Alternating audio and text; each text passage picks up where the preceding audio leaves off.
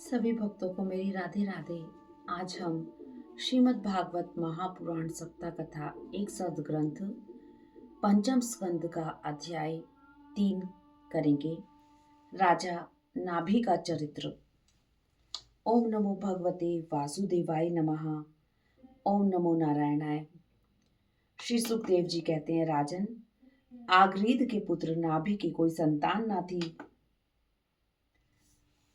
अतः उन्होंने अपनी पत्नी मेरु देवी के साथ पुत्र की कामना से एकाग्रता पूर्वक भगवान यज्ञ पुरुष का यजन किया। यद्यपि सुंदर अंगों वाले श्री भगवान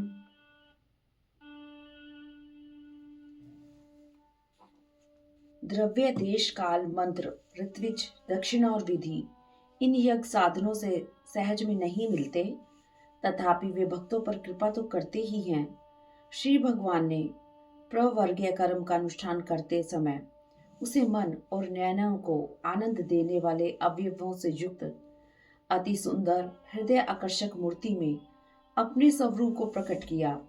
ऐसे परम तेजस्वी चतुर्भुज मूर्ति पुरुष विशेष को प्रकट हुआ देख ऋत्विज सदस्य और यजमान आदि सभी लोगों ने सिर झुकाकर आदर पूर्वक प्रभु की अर्घ्य द्वारा पूजा की और ऋत्विजों ने स्तुति की। उन्होंने कहा, पूज्यतम, हम आपके भक्त हैं, आप हमारे पुनः पुनः पूजनीय हैं, किंतु हम आपकी पूजा करना क्या जाने। हम तो बार बार आपको नमस्कार करते हैं, इतना ही महापुरुषों ने हमें सिखाया है। आप प्रकृति और पुरुष से भी परे हैं, फिर प्रकृति गुणों के कार्यभूत इस प्रपंच में बुद्धि फंस जाने से आपके गुणगान में सर्वदा असमर्थ ऐसा कौन पुरुष है जो प्राकृतिक नाम रूप एवं आकृति के द्वारा आपके स्वरूप का निरूपण कर सके। आप साक्षात परमेश्वर हैं। आपसे न कहने योग्य एक प्रार्थना है। आप स्वर्ग अपवर्ग सब कुछ दे सकते हैं, तथापि हमारे यजमान ये राजर्षि नाभि संतान को ही परम पुरुषार्थ मानकर आपके ही समान पुत्र पाने के लिए आपकी आराधना कर रहे हैं। इसमें कोई आश्चर्य की बात नहीं। आपकी माया पर कोई पार नहीं पा सकता। आप भक्तों के बड़े बड़े काम कर देते हैं। हम मंदमतियों ने कामावश इस तुच्छ कार्य के लिए आपका आह्वान किया। यह आपका अनादर ही है, किंतु आप समदर्शी हैं, अतः हम अज्ञानियों की इस दृष्टता को आप क्षमा करें। ऋत्विजों की प्रार्थना सुन श्री भगवान ने कहा, ऋषियों, बड़े असमंजस की बात है। सत्यवादी आप लोगों ने मुझसे बड़ा दुर्लभ वर मांगा है कि नाभि के मेरे समान पुत्र हो। मेरे समान तो मैं ही हूँ, मैं अद्वितीय हूँ, किंतु आप ब्राह्मण लोग मेरे मुख हो, अतः आपका वचन मिथ्या नहीं होना चाहिए। अतः मैं स्वयं ही अपनी अंश कला से नाभि के यहाँ अवतार लूंगा। महारानी वेरु देवी के सुनते हुए उसके पति से इस प्रकार कहकर भगवान अंतर्ध्यान हो गए। भगवान सुखदेव जी कहते हैं, राजन, श्री भगवान महाराज नाभि का प्रिय करने के लिए महारानी मेरु देवी के गर्भ से दिगंबर सन्यासी और उधर्वरेता मुनियों का धर्म प्रकट करने के लिए शुद्ध सत्वमय विग्रह से प्रकट हुए। इस प्रकार पंचम स्कंद का तृतीय अध्याय समाप्त हुआ। ओम नमो भगवते वासुदेवाय नमः। अध्याय 4 ऋषभ देव जी का राज्य शासन एवं उनके 100 पुत्रों का जन्म। श्री सुखदेव जी कहते हैं, राजन, महाराज नाभि अपनी इच्छा के अनुसार श्रेष्ठ पुत्र पाकर आनंद मग्न हो गए और अपनी ही इच्छा से मनुष्य शरीर धारण करने वाले पुराण पुरुष श्री हरि का सप्रेम लालन करते हुए उन्हीं के लीला विलास से मुग्ध होकर वत्स तात ऐसा गदगद वाणी से कहते हुए बड़ा सुख मानने लगे। एक बार इंद्र ने ईर्ष्यावश उनके राज्य में वर्षा नहीं की। तब योगेश्वर भगवान ऋषभ ने इंद्र की मूर्खता पर हंसते हुए अपनी योग माया के प्रभाव से अपने वर्ष अजनाभ खंड में खूब जल बरसाया। इंद्र का अभिमान जाता रहा। राजा नाभि ने देखा कि मंत्रिमंडल, नागरिक और राष्ट्र की जनता ऋषभ देव से बहुत प्रेम करती है, तो उन्होंने धर्म मर्यादा की रक्षा के लिए उन्हें राज्य अभिषिक्त करके ब्राह्मणों की देखरेख में छोड़ दिया। स्वयं अपनी पत्नी मेरु देवी के साथ बद्री का आश्रम में चले गए।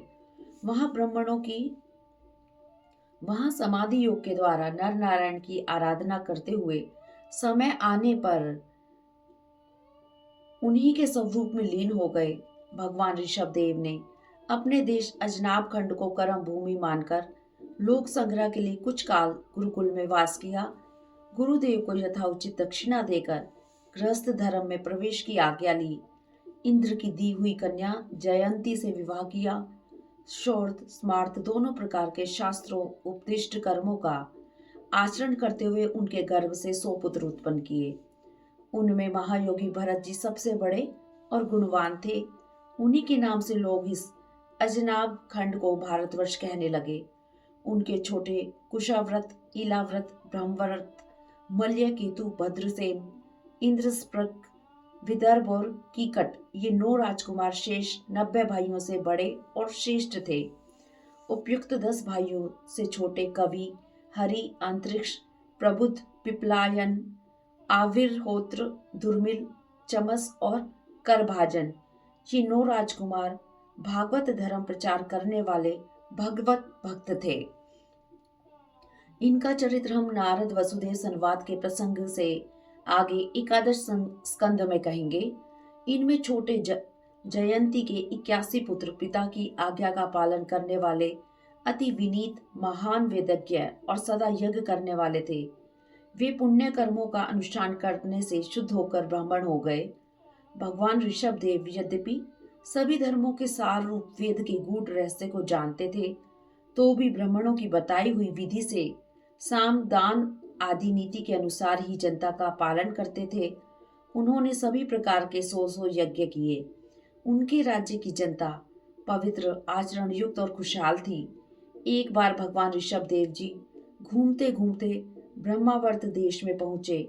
वहां बड़े बड़े ब्रह्म ऋषियों की सभा में उन्होंने विनय और प्रेम के भार से सुसंयत पुत्रों को शिक्षा देने के लिए इस प्रकार कहा।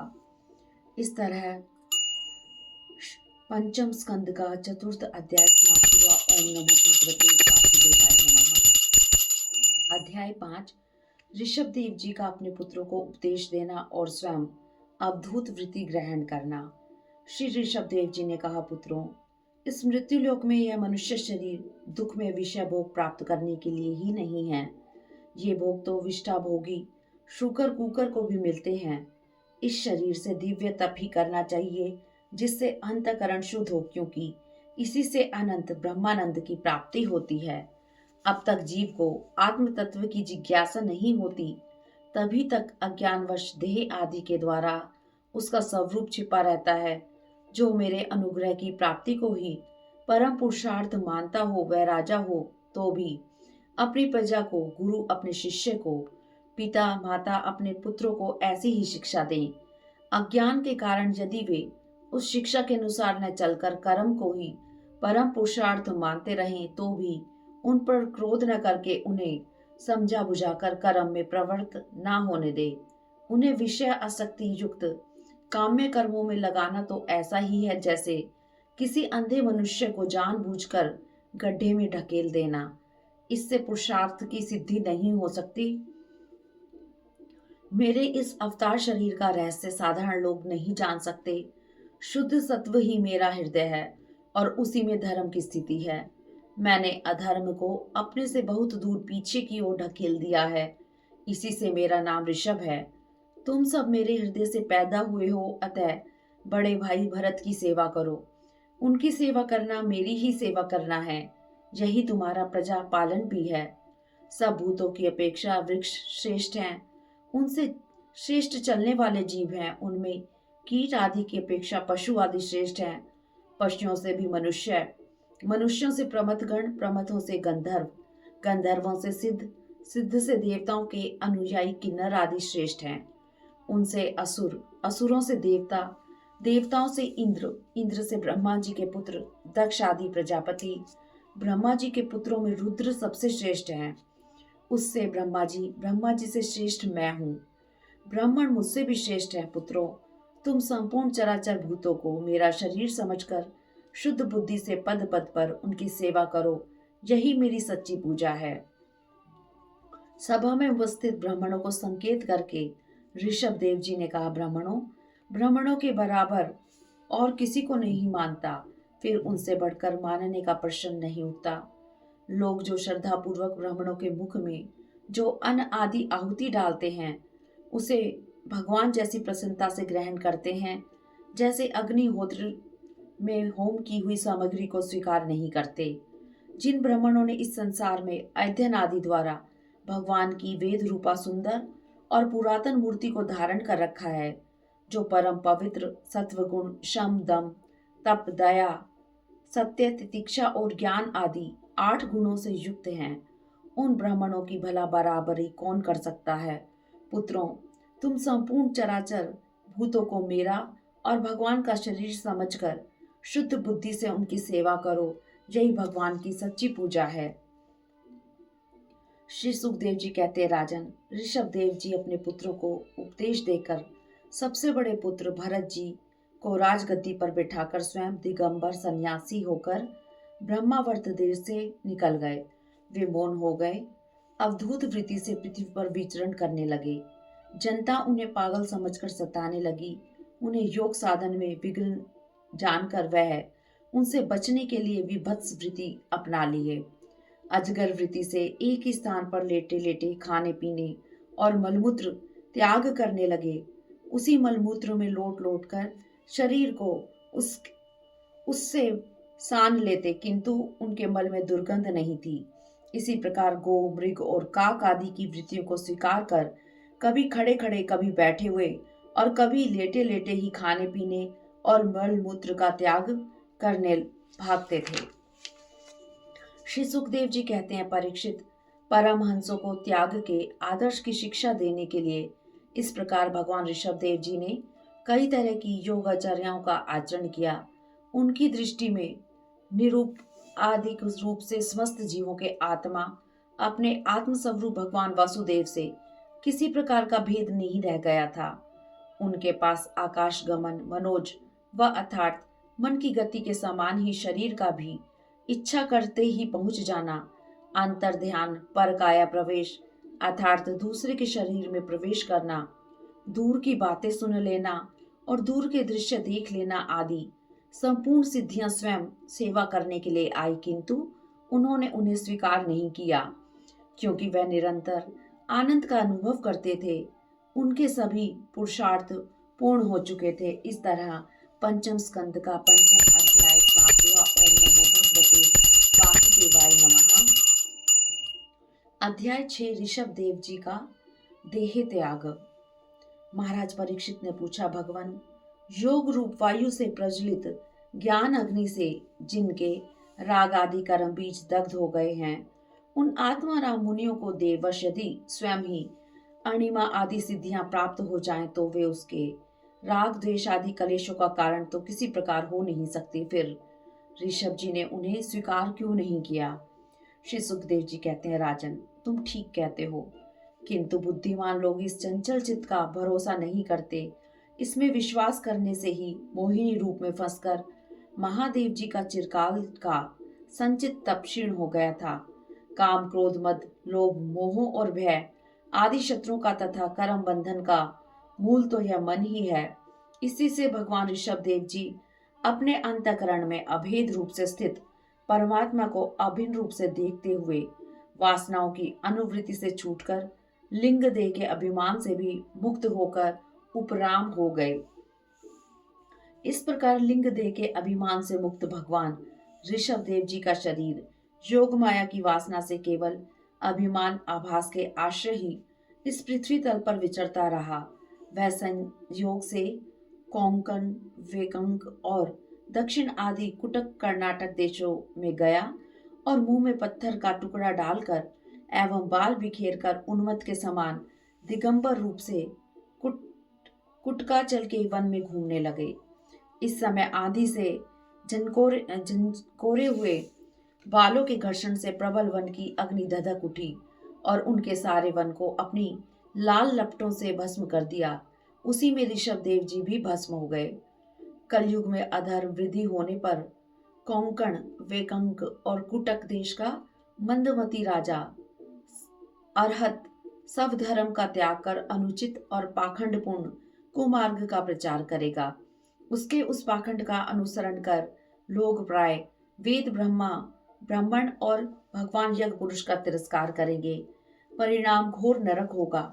भगवान का यह अवतार रजोगुण से युक्त लोगों को मोक्ष मार्ग की शिक्षा देने के लिए हुआ था। इसके गुणों का वर्णन करते हुए लोग इन वाक्यों को कहा करते हैं। 7 समुद्रों वाली पृथ्वी के समस्त द्वीप और वर्षों में यह भारतवर्ष बड़ी ही पुण्य भूमि है, क्योंकि यहाँ के लोग श्री हरि के मंगलमय अवतार चरित्रों का गान करते हैं। महाराज प्रियव्रत का वंश बड़ा ही उज्जवल एवं सुयशपूर्ण है, जिसमें पुराण पुरुष श्री आदि नारायण ने ऋषभ अवतार लेकर मोक्ष की प्राप्ति कराने वाले परम हंस से धर्म का आचरण किया। इन जन्म रहित ऋषभ देव के मार्ग पर कोई दूसरा योगी मन से भी कैसे चल सकता है, क्योंकि योगी लोग जिन सिद्धियों के लिए ललायित होकर निरंतर प्रयत्न करते रहते हैं, उन्हें इन्होंने अपने आप प्राप्त होने पर भी असत समझकर त्याग दिया था। भगवान सुखदेव जी कहते हैं, राजन, इस प्रकार भगवान ऋषभ देव का यह पवित्र चरित्र मैंने तुम्हें सुना दिया। जो मनुष्य इस परम मंगलमय पवित्र चरित्र को श्रद्धा पूर्वक सुनकर निरंतर सुनते या सुनाते हैं, उन दोनों की ही भगवान वासुदेव में अनन्य भक्ति हो जाती है। अनेकों प्रकार के पापों से पूर्ण आध्यात्मिक, आदि भौतिक और आदि देविक तापों से पीड़ित अपने अंतःकरण को विद्वान लोग इस भक्ति सरिता में ही सदैव नहलाते रहते हैं। इससे उन्हें परम शांति मिलती है। यह शांति उन्हें इतना आनंद देती है कि इसके सामने वे लोग स्वयं प्राप्त परम पुरुषार्थ रूप मोक्ष का भी तिरस्कार कर देते हैं, क्योंकि भगवत दीप हो जाने से ही उनके संपूर्ण पुरुषार्थ सिद्ध हो जाते हैं। भगवान श्री कृष्ण पांडवों एवं यदुवंशियों की रक्षा करते थे, उनके गुरु एवं इष्ट देव का कार्य करते थे। उनके मित्र और कुलपति भी वही थे। इतना ही नहीं, कभी कभी तो वह उनके सेवक भी बन जाते थे। इसी तरह वे अपने अन्य भक्तों के भी सभी कार्य करते हैं और उन्हें जिसकी मुक्ति दासी है, उन्हें सरलता से नहीं देते। निरंतर विषय भोगों की अभिलाषा करने के कारण अपने वास्तविक श्रेय से चिरकाल तक बेसुध हुए लोगों को जिन्होंने करुणावश निर्भय आत्मलोक का उपदेश दिया और जो स्वयं निरंतर अनुभव होने वाले आत्म स्वरूप की प्राप्ति से सब प्रकार की तृष्णाओं से मुक्त थे, उन भगवान ऋषभ देव को नमस्कार है। इस तरह श्रीमद् भागवत सप्ताह कथा के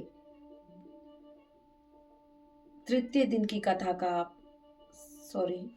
श्रीमद् भागवत सप्ताह कथा का अध्याय 6 संपूर्ण हुआ। ओम नमो भगवते वासुदेवाय नमः। ओम नमो भगवते वासुदेवाय नमः। ओम नमो भगवते वासुदेवाय नमः।